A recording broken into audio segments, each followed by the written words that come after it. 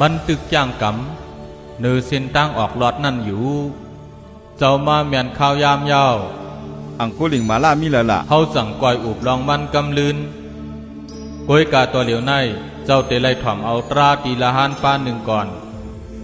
ลูกแลอาหิงสก้า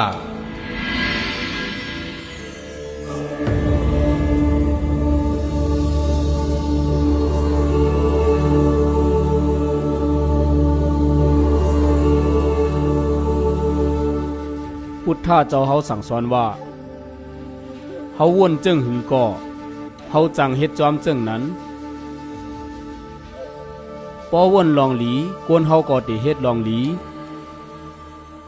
ปอวนห้ายกวนเฮาก็จังเฮ็ดลองห้ายในเป็นปักเปิงสับเผาว่ายาวเขียนลงอันเยอะเลยสิเปื้อนในกวนเฮาในเปลี่ยนใจเจ้าเก่าเป็นเขียนลงอันจางเฮ็ดให้เฮาเฮ็ดพิษไหลกูตีกูข้าว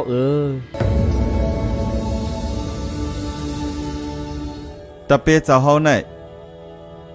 ลาดความง่ายๆสิมีน้ำหนักจากเขาไหนเจ้าเมืองกอสลาราหานปาในชื่อว่าอาหิงสก้าเมื่อไปเป็นราหานนั่นเปิ้นอ่อนกันห้องมันว่าอังกุลิงมาล่า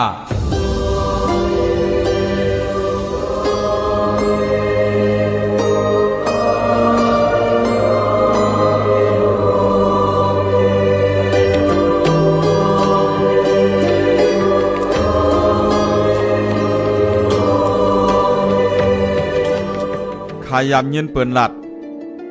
ลองเปิ้นเอาก้นตายเสียกว่าเป็นมุนี่กวยกาเหมือนไหนข้ามีตังซื้อย้อนเปิ้นไหลหันลองแหลกลายนั่นซื้อนาตันตาอังกุลิงมาละข้าตีไว้อาศักเจ้าเล่ปันตั้งหลอดแล้วเจ้าเฮา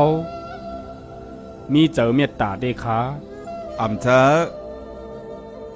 ก็อันมีเมตตาต่อเจ้าในเป็นเจ้าพุทธะก็ตมาในกวยมันเจ้าเป็นผู้ต่างตัวเมตตาเนื้อปืนคือกวนเฮาในยามมีลองจับตัดตาปันตามกวนพิษกวยกาเจ้าพุทธะก็ตมะเรียกลายใส่กวนเฮ็ดตั้งพิษนั่นเลย